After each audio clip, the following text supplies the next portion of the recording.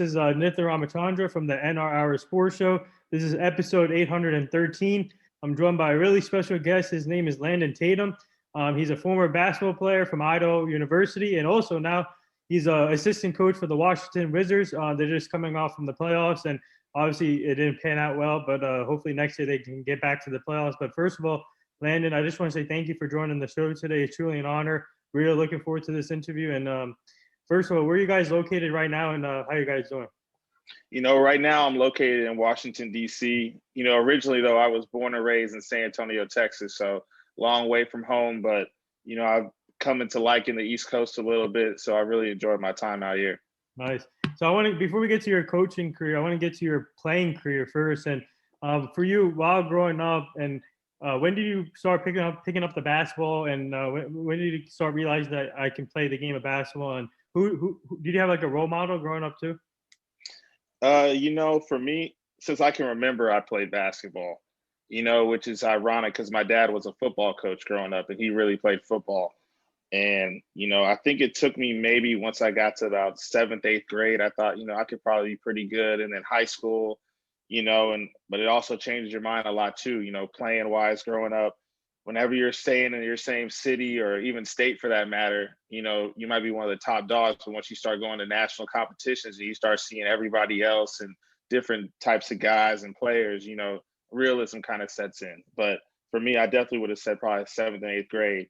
In terms of a role model, I'd always say my dad athletically, even though he didn't play basketball, I think just his daily grind, because he played football in college and tried to get professionally, and then seeing him coach on a daily basis. I think just seeing him be successful, I kind of want to do the same. And, like a lot of kids growing up, you want to try to like help your parents out as much as you can in terms of almost rewarding them for all the time they put into you doing stuff. And, for me, them putting in so much time for me to do athletics and basketball, I was able and blessed enough to, get a full ride scholarship to play basketball first at my junior college and then second at Idaho. So, it all ended up working out really well for me.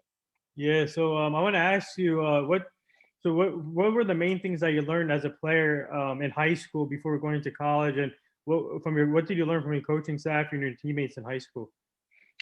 It's funny. I actually had some of my friends here in DC last week, and we were just talking about it.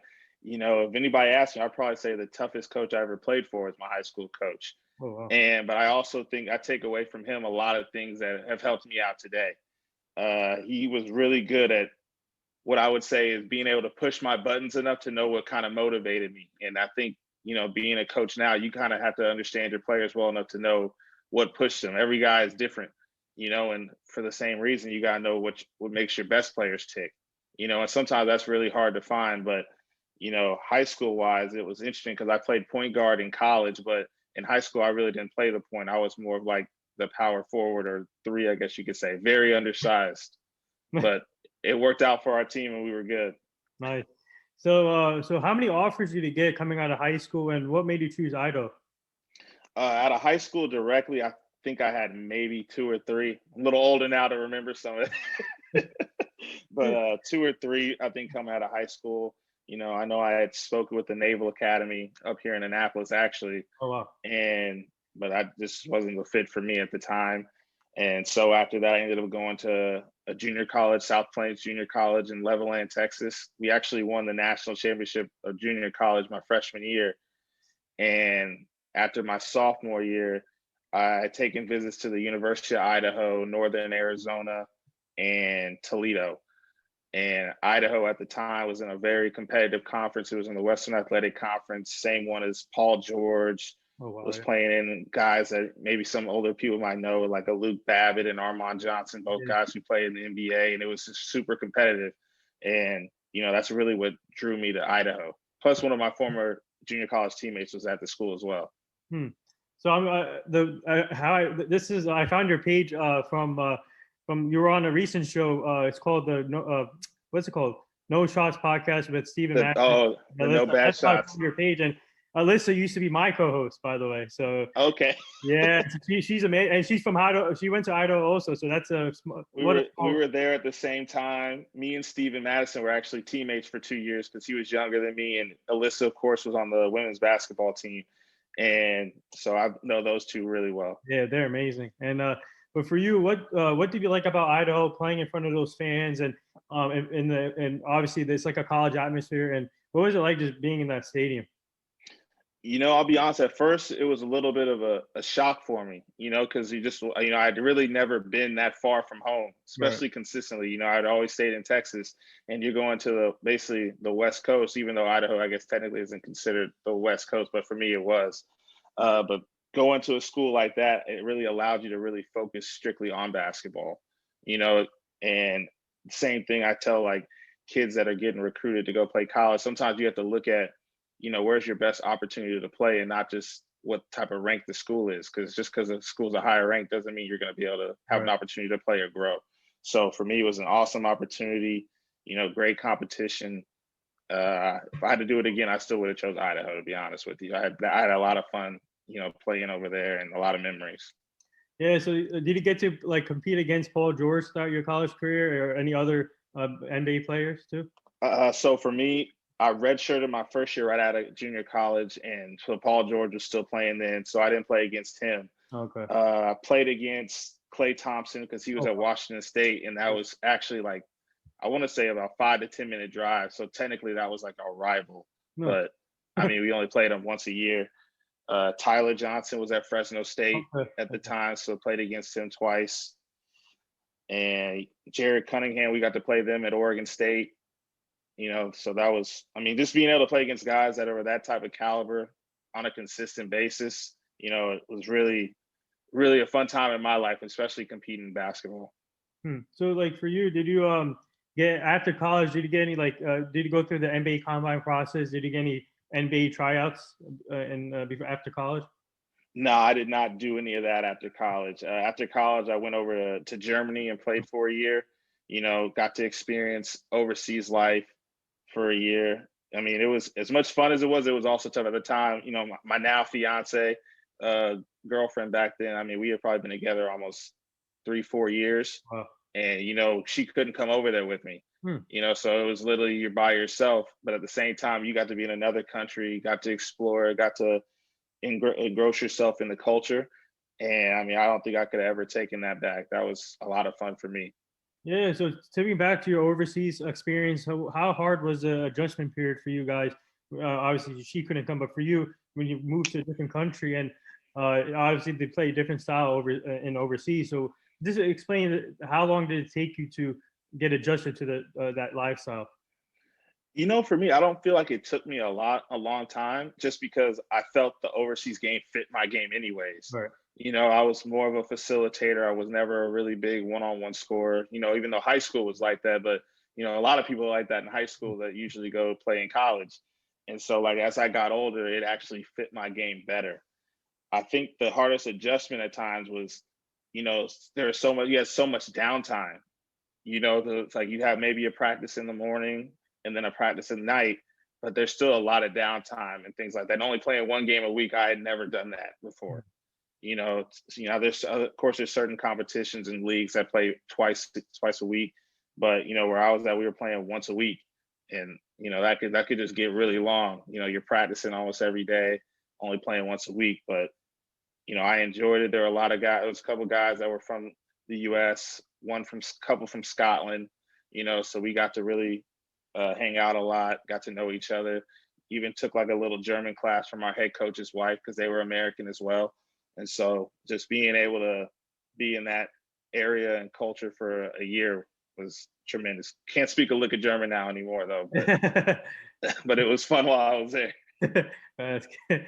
Wow. Yeah. So before we get to your Wizards coaching opportunity, I want to ask you, just what's it like just to, I mean, to be able to play the game that you love, and but now just to stay involved in it as a coach. What's it like just to help players develop their game now? It's awesome. It's almost like a strategic thing. Like you try to help guys be better than they are now, but also helping guys recognize what type of talent they have at the same time. And, for someone like me who's played, but I haven't been at this type of level, of course, playing, like you can just see kind of, what separates guys from everybody, and even for me, like I said, when you're playing in your own specific region all the time and you're the best player, well, there's probably someone somewhere else that has a chance to be just as good or better, and I think that's kind of the thing now is like in the NBA, there's only a select few of guys that are in the NBA, but there's also only a select few guys that play on a consistent basis. And guys kind of people forget that even guys at the end of the bench are just as good as maybe some other guys that have opportunities or they took advantage of their opportunities better than someone else did. So you're trying to like make sure they're always ready for their opportunity, but being able to be around the game, I mean, I can't ask for a better job for me. Yeah. So now I want to ask you, take me back to how grateful are you that the Wizards gave you the opportunity to start your coaching career as assistant coach, and how did this come about? Oh, it's actually kind of a wild story. I'm super grateful that the Wizards actually gave me this opportunity because, to be honest, when I moved to DC, I wasn't even expecting it to happen. Oh wow. After I played in Germany, I was the director of basketball operations at the University of Idaho for a season. And, that really helped me in terms of wanting to coach. I got to learn some of the software that's used in the NBA. And I decided after the year was over to move to DC because my fiance was in law school at Georgetown. And as you know, I know people that are in relationships, sometimes somebody has to make a sacrifice to, try to be with each other. And so for me at the time, I knew it was probably best in interest for us if I did it. And so I did, kind of moved up here kind of blindly. And I was playing basketball at our law school. And I might have been maybe 24, 25, still in some really peak shape. So I was just playing a lawyer there and asked what I had done. I explained to him I was still looking for jobs around the area. And he got me in contact with someone named Ramon Penny, who was pretty well known in the area as almost like a financial advisor. And I met with him like one day the following week. And that very next day, he called me and said, "Hey, there's an opportunity for a team attendant like / ball boy for the Washington Wizards for the preseason game against the Knicks. And if you want to do it, you'll make a little bit of money." And I jumped on it. I did that time. I was all about basketball regardless anyway. So I went, did it for a game. At the time, the equipment manager, Jerry Walter, had asked if I wanted to come back for the next game. They played the following day against the Brazilian team, Bauru. And I did it again, and they kept me on for the rest of the season. As the season progressed, they used to play pickup with the staffers for the Wizards. So it'd be the Wizard staff and some of the Mystic staff. And I would play, and I had some pretty solid games, I would say, playing there. And the player development coach, David Atkins, was watching a couple times and asked what I did. And I told him my background.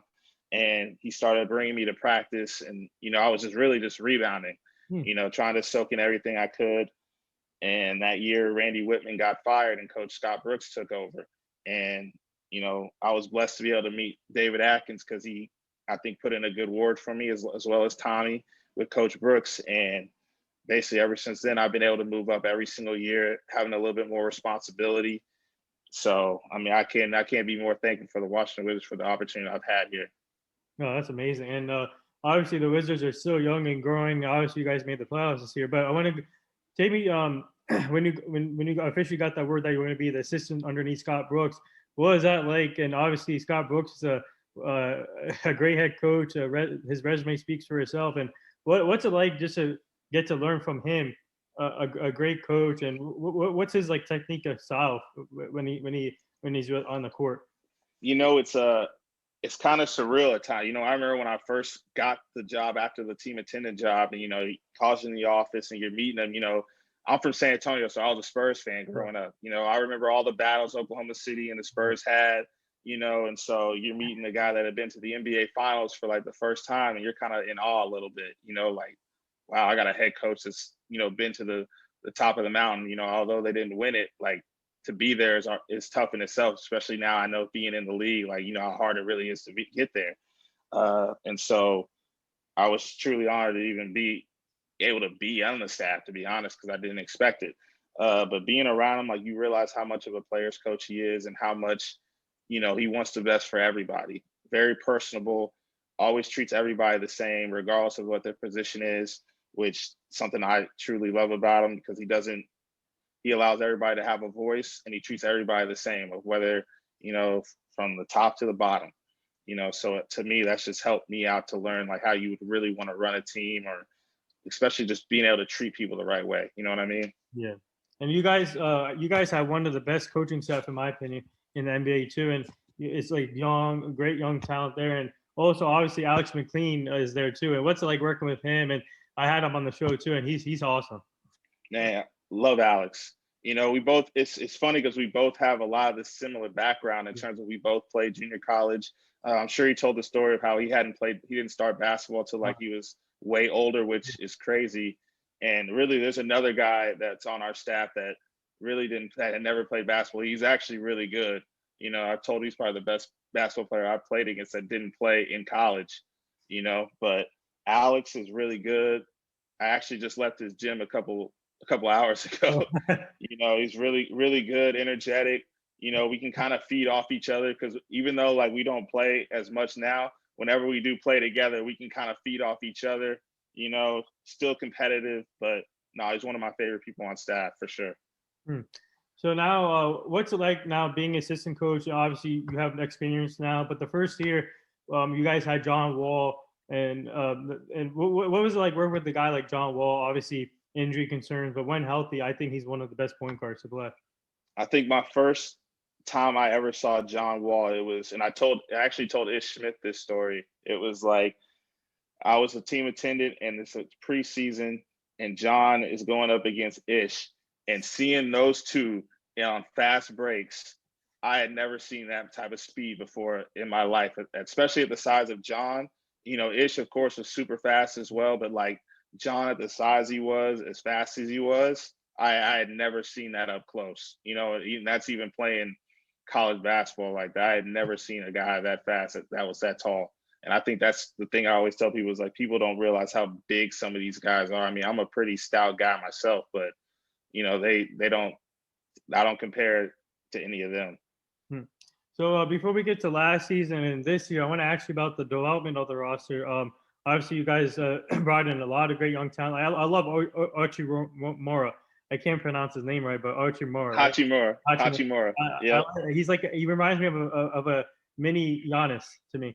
But what do you like at the development of the roster and the obviously Thomas Bryant there, and I love the way you guys are building the team. We have a lot of young guys that are really eager to work, and I think as a team, that's what you want. And a guy that's really helped with that too, as well, is, getting Russell Westbrook. Yeah. I think he really instilled a lot of confidence in a lot of guys because he tries to hold himself to a high standard. He tries to hold them to a high standard, which I think helps them out.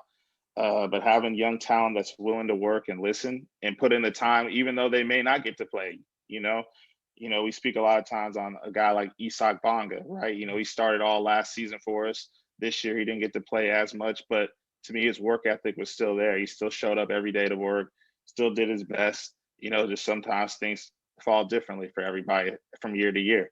But, having a group of young core that was willing to work and do the things necessary for them to get better, it only breeds success.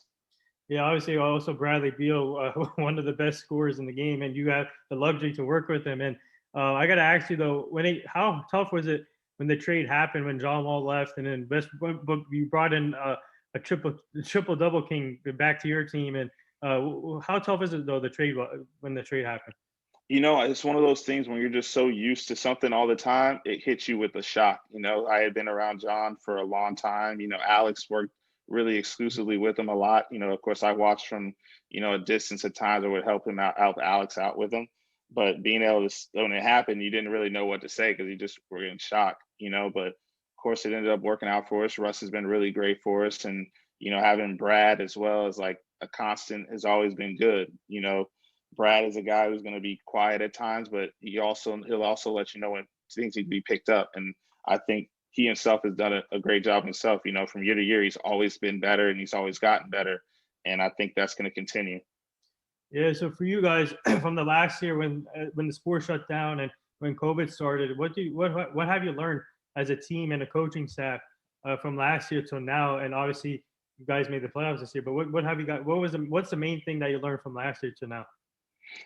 I think it's going to be resiliency because if you look at our season, it started off really bad. Yeah. I think what was it, 17-32 at the first half of the season, Yeah. and then we basically had one of the best records to end the year.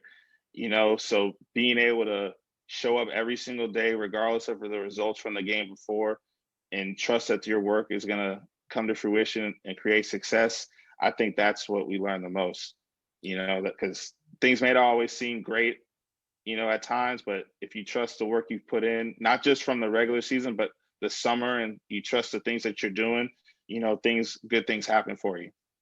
Yeah. So So obviously speaking of that rough patch when you guys started 1732, and what did Scott Brooks say to you guys? I mean, what did you guys say to the team?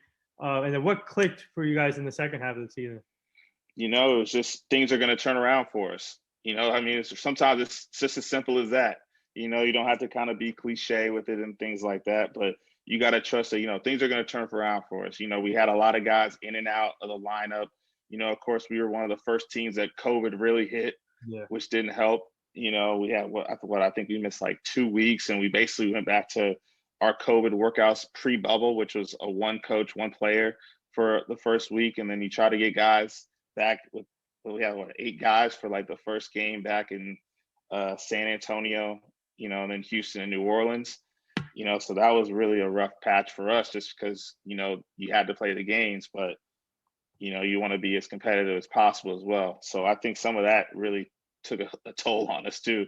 But just also because we had so many injuries, guys in and out of the lineup, I don't know if we ever had the cohesion at times that you need in the NBA game. And I think as the season went on, people started to see the cohesion was building, chemistry was building, and it created a great product on the court.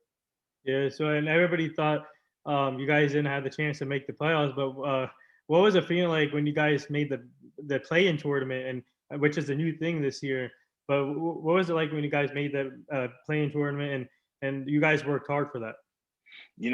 I think we knew we worked hard for it, but I think at the same time, we all weren't satisfied, because at the end of the day, I think we all expected that we should have been there to begin with. Now we had to do a different uphill battle to get to it, but I think the whole time we knew we were capable of being a playoff team. We knew we were a playoff team. It was just a matter of putting it out there on the floor on a consistent basis. So I think, of course, everybody was happy we made it there, but at the same time, we knew we couldn't be satisfied, because that's where we all expected us to be. Yeah. So now after the playing game, now you're facing the 76ers, and how much prep did you guys? Obviously, after playing games, you guys got a lot of prep. But what was your game plan going into that series to face the 70s? Obviously, they're a tough team, but you guys, what was the game plan going into that series? I mean, you really just want to try to make it as tough as you can on Embiid. To be honest, he's a big guy. We had our 3 center rotation at times, and you just try to make it as tough as you can on him. Because I mean, Philadelphia is a really good team, and they're really deep in what they have. They have shooters, they have long defenders with some active hands, and they're one of the best defensive teams in the league. Even though I know they beat us, like this Eastern Conference playoffs is going to get really interesting, because I'll be honest, I didn't see the Milwaukee Brooklyn series going the way it's gone right now in 2 games. But I guess that's the greatness of the playoffs. Anything can happen, and you kind of get to see the chess matches going on amongst every team. Yeah, but I know you still wanted to be. Obviously, you guys want to be in the playoffs still, but how tough is it when you guys lost? I think it was Game 6 or no, Game 5. How tough was it when you guys lost? And but you guys had a great season. And what did you guys say to the team in the locker room after that loss? You just wanted to fuel the team for the next year. Fuel them. Just to realize what it takes first to just get there, but realizing like you can't throw away games early on. If you look at our season early on, we threw away some games to Eastern Conference teams that, luckily for us, it didn't come back to haunt us, where teams that beat us in the season series. So they had the tiebreakers and, things like that. You got to make sure you take care of those. For us, luckily, we had a really good record against the Western Conference, especially the top teams, so that kind of helped out, because those top teams in the Western Conference were probably usually sweeping the season series for a lot of the Eastern Conference teams. So that helped out a lot.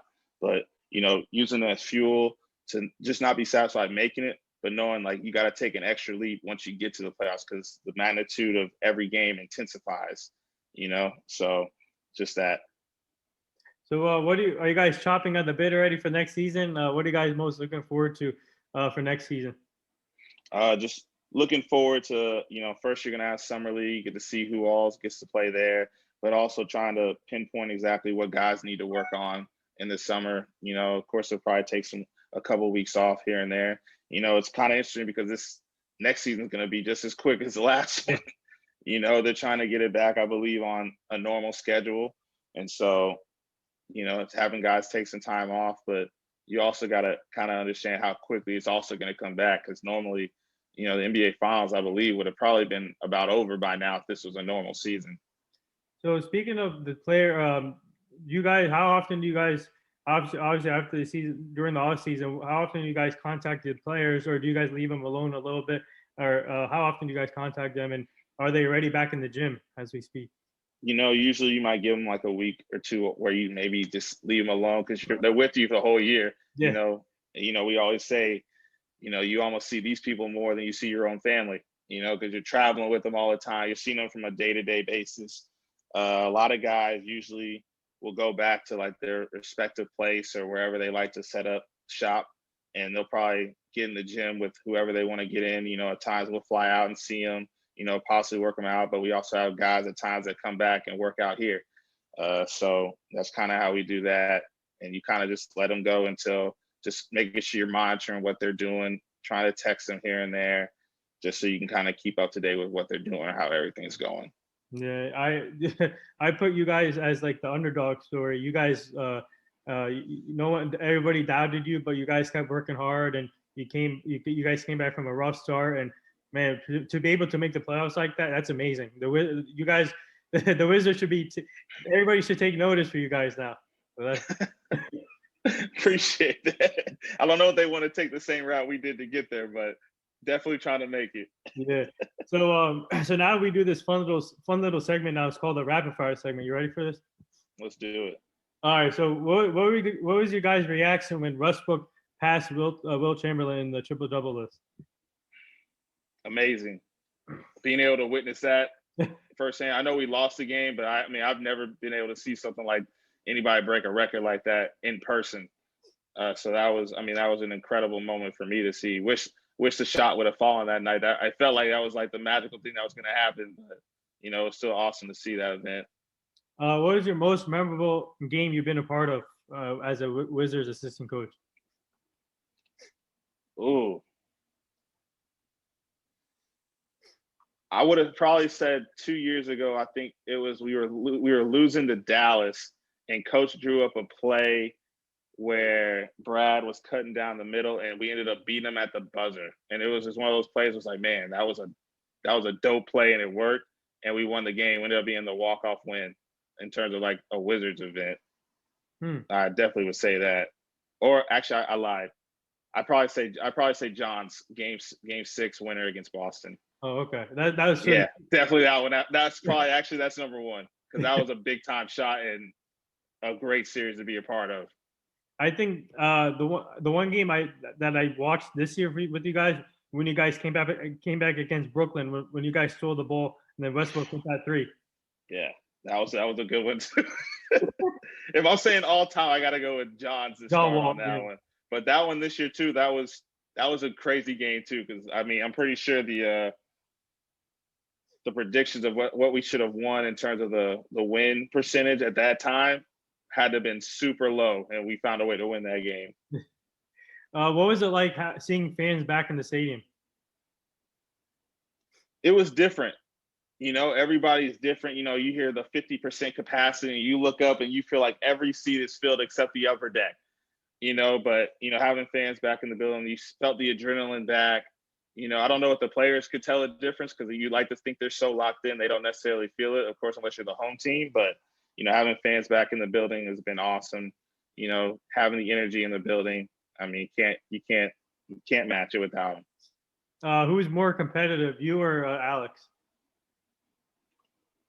Alex. I'll definitely say Alex. All it takes for you to say to Alex is he can't shoot, and he'll turn the switch. Funniest person on the team?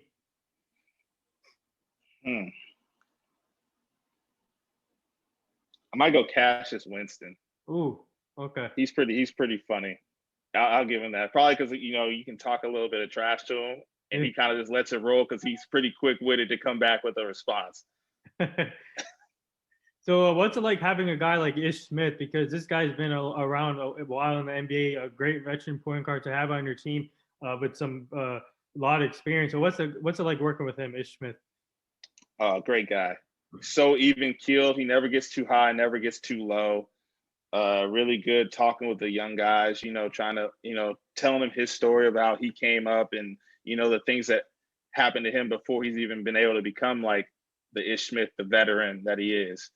So having a guy like him to kind of just be even kill all the time, never changing who he is an awesome thing for us. All right, so I know you're assistant coach with the Wizards, but if the right opportunity comes about, would you consider being a head coach in the NBA at some point? Oh, if it came up, I would definitely have to look at it. But might have a while for that one though. But if it happened, it happens. I'll definitely just along for the ride, whatever happens, enjoying every experience I can have. So when it comes to the practices, what's Scott Brook like? A hard nosed coach or laid back coach or in between? I'd probably say laid back, but he definitely can turn the switch when needed. He really allows the assistants to, really do what they're supposed to do, and try to be in the area that they're supposed to be. I really do a lot of stuff with player development underneath David Atkins and, of course, with Alex and a couple other coaches. So he really entrusts us to do a lot of what basically just what your job is, which allows you to grow as a coach, which I think I've grown exponentially since I've been here. So, that's something I can't take away from either. Favorite memorable game that you played at Idaho and overseas? Ooh, at Idaho. I would probably say my senior night at Idaho. I ended up getting my parents came for the game. Like they, being from Texas, they didn't get to come very often.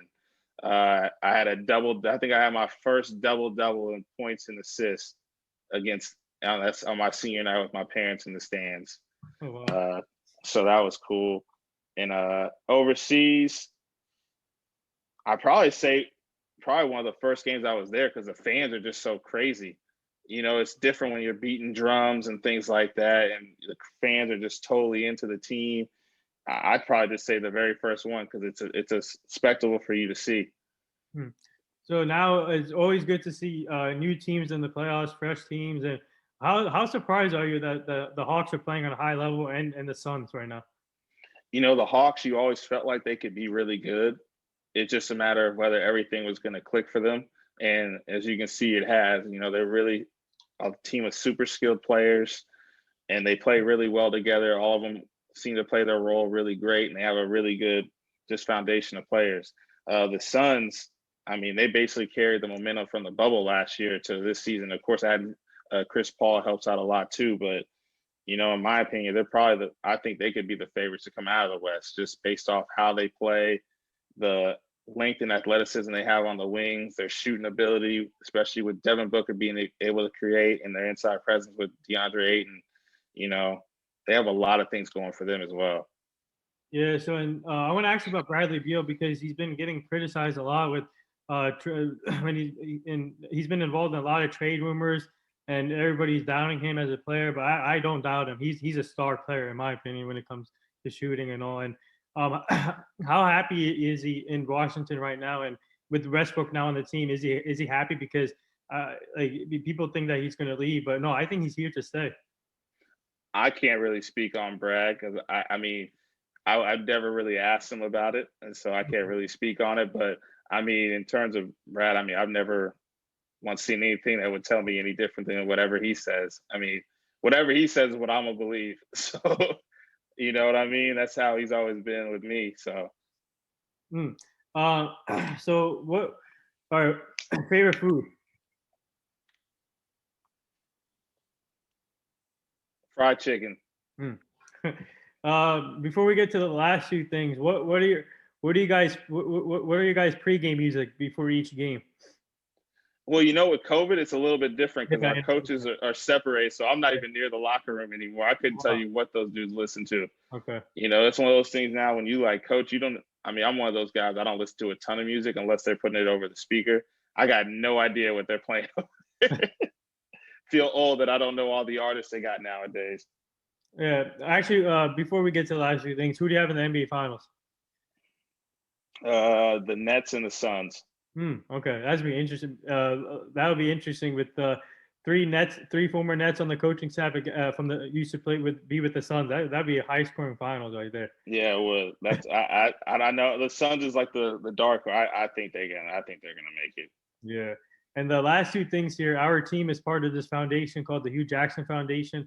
We're trying to help him prevent human trafficking, making sure the community stays safe and the kids stay safe. So I'll send you the page so you can go check it out. Cool, appreciate that. Yeah. And the last thing here, would you like to say anything to all the nurses, doctors, and essential workers right now? Just want to thank them for all the things they've done to try to help everything get back to normalcy. I know this has been a tough time. You know, I know people try to make it seem like it's a tough time for just them, but the people that are actually putting their lives on the line just so that we can get to this point and on the earth, you know, I mean, that's a big deal. So I can't thank them enough for just putting the time and effort in to do what they've done. Yeah, well said. And there it is. That wraps up episode 813 for the NR Sports Show with Washington Wizards assistant coach Landon Tatum. You used to play for Idaho College, and they're just coming off the playoffs for the Wizards. And I mean, this is truly an honor. Thank you for joining the show today. Good luck. Good luck for next season. You guys are on the rise, and you guys had a heck of a season this year. And kudos to Coach Brooks and your coaching staff and your players. You guys worked hard. Like I said, you're the underdog story. Man, just keep up the great work. And like I said, people should take notice for you for the Wizards. But we would like to have you back as a returning guest at some point so you can meet the full team. Oh, I appreciate that. Thank you for having me. Yeah, no problem.